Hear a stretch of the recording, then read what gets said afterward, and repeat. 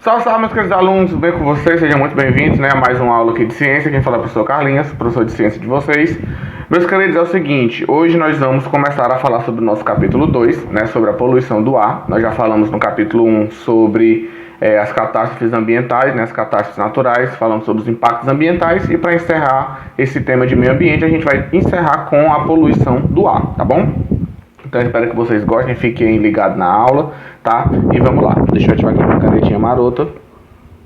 Cadê? Pronto. Então, gente, vamos lá, vamos falar sobre a poluição do ar. Antes de a gente falar sobre poluição do ar, a gente precisa primeiro definir o que é poluição, né? Quando a gente fala em poluição, a gente vai pensar o seguinte, ó. Poluição, do latim poluere, né, manchar, poluir, é a presença concentrada de determinadas substâncias ou agentes físicos no ambiente, genericamente chamados poluentes, tá? Então, quando você tem a presença de poluentes, seja no solo, seja no ar, seja na água, você tem um exemplo de poluição. Nós vamos focar aqui na poluição do ar, tá? Então vamos lá, aqui eu coloquei essas figurinhas, né, ou dá pra parar aí, é uma representação do nosso planeta, né, aí sofrendo com toda a poluição, porque a atividade humana tem causado muita poluição e isso tem gerado consequências muito sérias, tá? Então vamos adiante. Então, gente, olha só, poluição do ar, a terra em perigo, né, achei muito legal esse título. Então vamos nós. Quando a gente fala em poluição do ar, a gente tem que pensar o seguinte: as atividades industriais e a movimentação de veículos, né, principalmente depois da Revolução Industrial, né, da primeira Revolução Industrial e da segunda, né, com o advento da máquina a vapor, as indústrias começaram a produzir muito mais materiais, né, a quantidade das pessoas aumentaram, a população cresceu, precisou de mais alimento, e as indústrias também começaram a crescer. E isso é bom, né, porque as indústrias começaram a gerar empregos, a desenvolver novos produtos. Porém, por outro lado, também aumentou-se a quantidade de poluentes, né? As indústrias começaram a poluir demais, a pegar muitos recursos da natureza, né? A procurar novas fontes de energia, e isso trouxe uma série de consequências, né? O índice de poluição aumentou demais, principalmente no que se refere à poluição do ar, né? Muitas empresas poluindo aí a nossa atmosfera, e isso foi responsável, né, pela emissão de gases, principalmente gás carbônico. E aí, quando a gente fala em poluição, a gente tem que lembrar sobre poluente. Carlinhos, o que é um poluente? Um poluente é qualquer substância que, pela sua quantidade, pela sua concentração, né, ela pode tornar o ar impróprio ou nocivo à saúde e ao bem-estar público.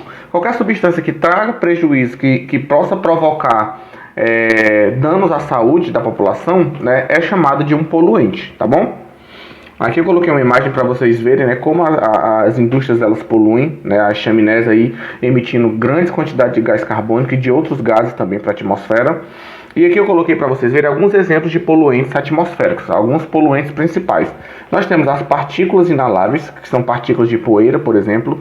Nós temos o monóxido de carbono, que é o CO. Nós temos o dióxido de enxofre, o COV, o COV, que é os compostos orgânicos voláteis, que são substâncias que elas são tóxicas e elas rapidamente passam por estado de vapor e podem ser inaladas. O ozônio, que ele é muito bom quando ele está lá na camada de ozônio, mas quando ele desce para as camadas mais baixas, ele também é um poluente. E os óxidos de nitrogênio, tá bom? A gente vai falar sobre cada um deles mais para frente. Então vamos seguir.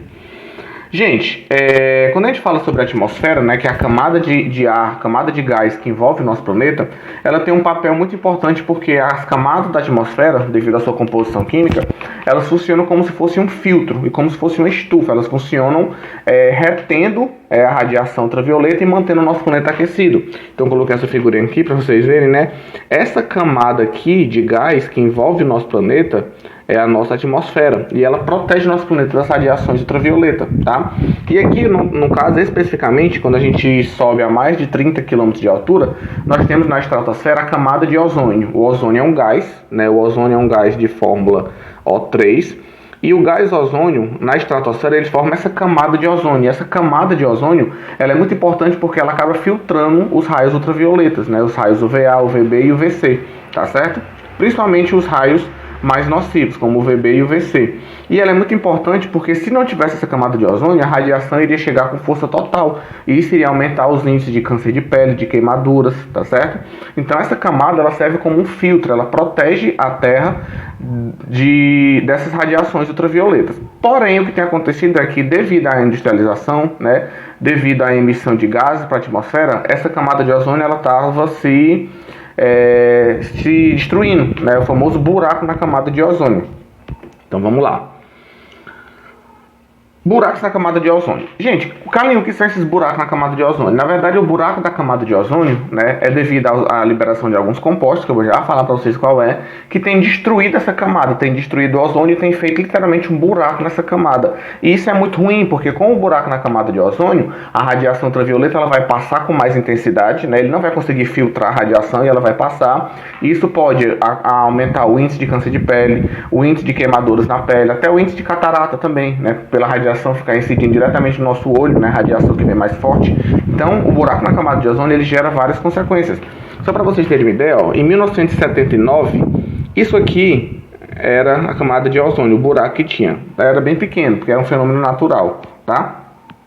Só que com a atividade industrial, né, com a emissão de poluentes, olha como é que ficou o buraco em 2009. Olha o tamanho do destroço. Agora, olhe para você ver aqui em 2013, como é que está a situação, tá? Graças a Deus, né, graças a Deus e graças também ao estudo dos cientistas, que a NASA publicou um estudo agora em 2016 que esse buraco ele veio diminuindo, né? Se as coisas continuarem como estão, né, melhorando no sentido de poluição, até 2060 esse buraco pode sumir, tá bom? E Carlinhos, quem foi o vilão? Né? Quem foi o principal responsável por isso? Foi a emissão de um composto, né, que são os CFCs, que são os clorofluorcarbonos, né? Que esses gases eram utilizados principalmente na refrigeração e como aerosóis, né? Tá aqui até essa figurinha, né? Seja nas axilas, desodorantes, seja na refrigeração de geladeiras. Esses gases eles eram muito utilizados porque eles não eram tóxicos, eles eram baratos. Só que se descobriu, né, que esses gases, devido à presença de cloro, eles acabavam reagindo na atmosfera quimicamente, destruindo a camada de ozônio. E aí esses gases eles foram proibidos, né, pelo Acordo de Montreal. Foi feito um acordo entre os países para proibir a produção de CFC. E aí no lugar do CFC produziu-se agora os HFC, que é os hidrofluorocarbonos. Tiraram o cloro, né? O grande vilão era o cloro. E aí substituíram o cloro por hidrogênio. Claro que, como já produziram muitos, né? A camada de ozônio ela foi sofrendo, né? Depois que parou de produzir, mesmo tendo parado de produzir, a quantidade que se tinha produzido antes ainda estava na atmosfera, porque eles duram muito tempo, gente. Só para você ter ideia, uma molécula de CFC ela pode destruir mais de 100 mil moléculas de ozônio. Então, graças a Deus que parou a produção, né? E graças também ao conhecimento científico, né? A produção ela foi parada, só que as consequências ainda perduraram. Mas, como já parou, né? Se continuar sem produzir, até 2060 pode ser que esse buraco ele suma, né? E as coisas voltem ao normal, tá bom?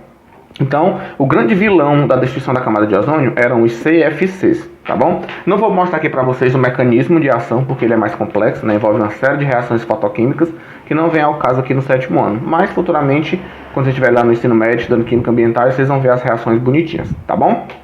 Então, vamos lá. Gente, aqui eu coloquei alguns poluentes do ar. Essa tabelinha aqui vai ficar para vocês no slide para vocês estudarem, tá certo? No caso aqui a gente vai focar no gás carbônico na aula de hoje, tá certo? Que ele é o principal responsável pelo efeito estufa. E ele tem origens tanto naturais como tem origens antropogênicas. Essas origens antropogênicas se referem à atividade humana, tá?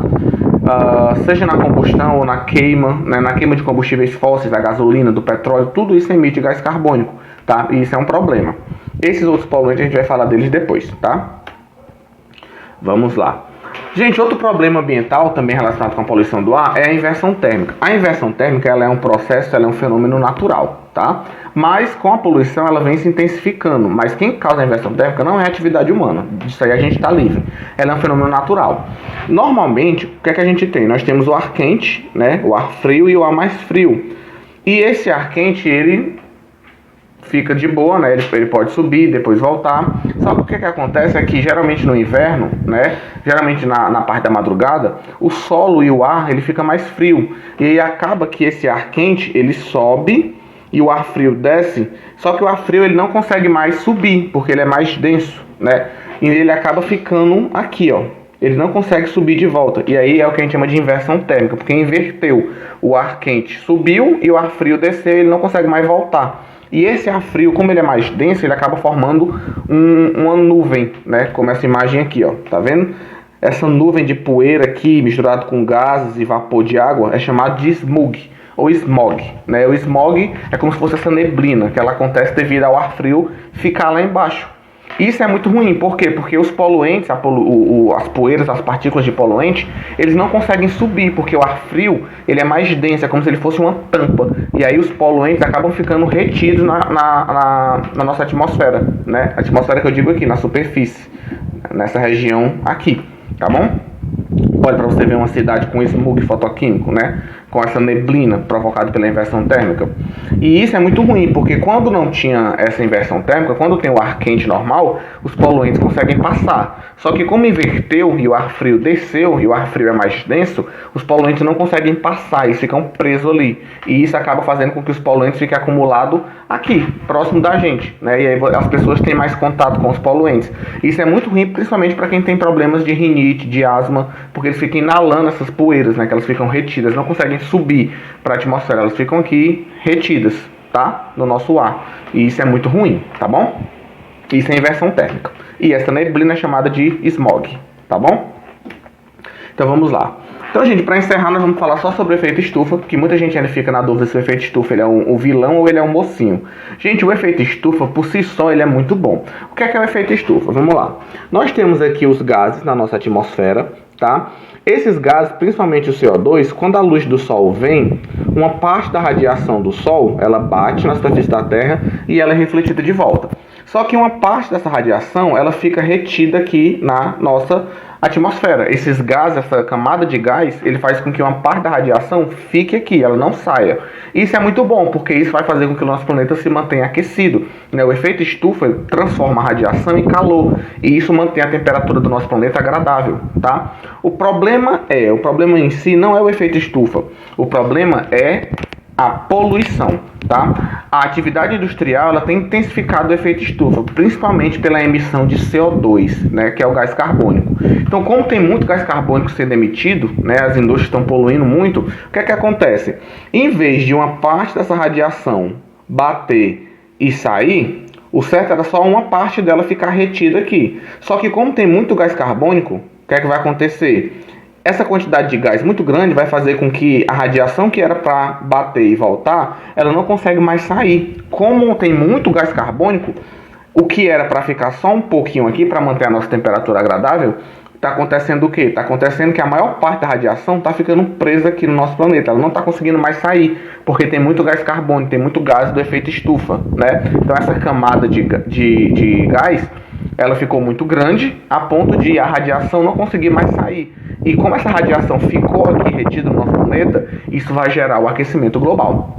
Então entendam, efeito estufa não é a mesma coisa que aquecimento global. O aquecimento global ele é uma consequência do efeito estufa. O efeito estufa por si só ele é bom. O problema é o aumento no efeito estufa, tá certo? E aí o aumento no efeito estufa gera o aquecimento global, tá certo? Para encerrar, gente, eu vou parar por aqui, a gente vai falar de aquecimento global na próxima aula, tá? Para encerrar, nós temos que o gás metano também é um gás de efeito estufa. Ele também consegue absorver radiação e ele também contribui para o aumento do efeito estufa, assim como o gás carbônico. O metano é um gás de fórmula CH4, enquanto o gás carbônico é CO2, o metano é CH4. E o metano ele é um gás incolor, que não tem cheiro, e ele tem um poder estufa maior do que o CO2. Ele consegue absorver radiação 10 vezes mais do que o gás carbônico, tá? Carlin, quais são as fontes de metano? Decomposição da matéria orgânica. Toda vez que a matéria orgânica está se decompondo, isso libera metano. Então, nos pântanos, por exemplo, nos lixões, né, o acúmulo de lixo ali, as bactérias começam a comer aquela matéria orgânica e isso libera gás carbônico. Por isso que ele é chamado de gás no lixo também. A plantação de arroz, que é a risicultura, né, essas plantações de arroz, quando elas ficam inundadas ali, existem bactérias que vão se alimentar da matéria orgânica ali presente, e isso também gera metano. E, gente, a criação de rebanhos, né, as vacas, os bois, as cabras, o que tem a ver as vaquinhas? As vacas liberam metano, quando as vacas liberam flatulência. Para quem não sabe o que é flatulência, é peido, né, o arroto da vaca e o peido da vaca libera metano. Mas, cara, mas uma vaquinha peidando não faz mal a ninguém. Uma não, mas 100 mil cabeças de gado, né, vários rebanhos, essas vacas todo dia arrotando e peidando, elas vão liberar muito metano para a atmosfera. E isso pode prejudicar, isso intensifica no efeito estufa, tá bom? Além de que o metano é um gás que ele pega fogo muito fácil, né? Vocês já imaginaram isso aqui, ó? Vou colocar essa figurinha, eu adoro essa figura da vaquinha peidando metano e saindo fogo, né? Isso não acontece, mas se colocasse um palito de fósforo, ia ser doideira, né? Então, gente, nós vamos parar por aqui, tá? Espero que vocês tenham entendido. Na próxima aula a gente fala de aquecimento global e de chuva ácida, tá? E aí a gente encerra o nosso capítulo sobre poluição do ar, tá bom? Vamos ficar por aqui e até a próxima aula.